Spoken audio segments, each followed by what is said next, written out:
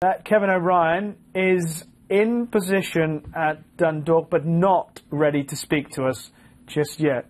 I'll give you some news from Kempton instead. My mate's doing the close-ups there. Please. There's a tailwind. A tailwind? Yeah. That's useful stuff, isn't it? Is it? Can be. Yeah. All right.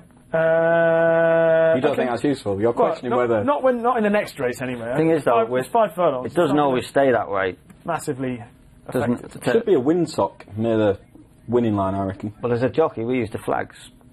Actually, serious. There's a lot of flags on at Campton. There's flags on the stands, and you can see them. But it does change a lot. You can also feel the wind if you're on the track. Take some grass and throw it. Whereas when you sat at home, you could use the flags, but I just think windsock, not far from the winning line, give you an idea, wouldn't it? Yeah. Mm. What are the most unusual things? So, we often say when we go to a race, a strong headwind here, you want to get a bit of cover, etc. What elements will a jockey take into account when riding that so perhaps we don't pay much attention to? Mainly the ground, if there's a difference in the surface, and yeah, the headwind. If there's a strong headwind, and we do use the flags and things, you get a feel for it. And if there's a strong headwind, you need a bit of cover early on. Right. And if there's a tailwind, you can make the running. But it changes. Honestly, it changes race to race. The wind can be there. But would you change tactics on a horse who has a certain run style because of conditions? Sometimes, yeah. Especially if there's no pace in the race. I've always been a firm believer in ride the race and not the horse. Right. If you're tied down to ride one horse one particular way, then if things change, you can't change with it. You have to. Sometimes you ride a horse that likes to make the running, but on a day when there's 2 or 3 front runners, you've got to decide, well, I'll sit third or fourth today. Can you give us an example of doing that? I used to ride Phoenix Reach, and I won 3 Group 1s on him, and I rode him differently every single race. Right. One time I dropped him right out last, and I remember having a row with Andrew Borden about this in the morning. Yeah. Because we walked the track, and he told me how he wanted me to ride it. And I said, if we do that... Which Group 1 was this? This is Sheema Classic. Oh, right. I was drawn wide and straight into the first turn, and he wanted me to go forward and then slot in. But I said, I'll go forward, but nobody will let me slot in, and I'll be 4 or 5 deep the whole way round. I said, we need to drop in at the back from a bad draw and ride for luck, because there's loads of pace in the race. Yeah. So we discussed it, and that's what we did, and we came from last to first. But then in Hong Kong... And just after the race, what was the discussion between you and Andrew? After the race? Yeah, after you didn't matter, it was done then, wasn't it? Did he not go, well done, Martin? He might have done. He wasn't earlier on in the day, he wasn't so keen.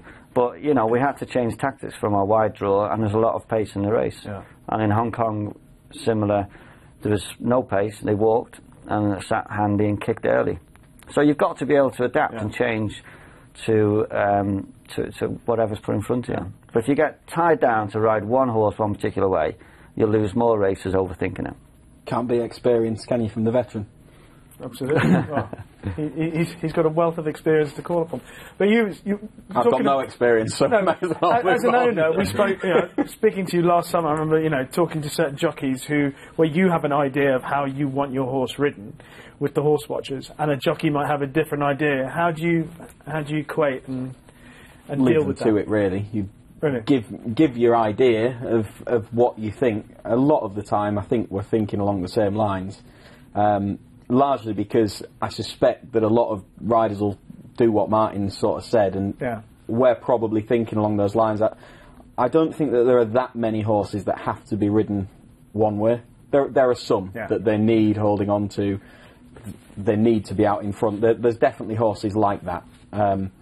But even with those horses, I think there are certain scenarios. You've got a horse that needs to lead. If there's going to be 3 of them that blast off, you can ride a front-running race from second to third, in a sense, can't you? If they're you've got to be able to, you've got to be. I mean, I've ridden for many different owners, but Richard Hannon always said to Chancini, he said, a good jockey doesn't need instructions, and a bad one wouldn't be able to carry them out. And it's true. You've got to let your, the jockey wants the same as you do. You want to win the race, but you've got to put faith in the jockey.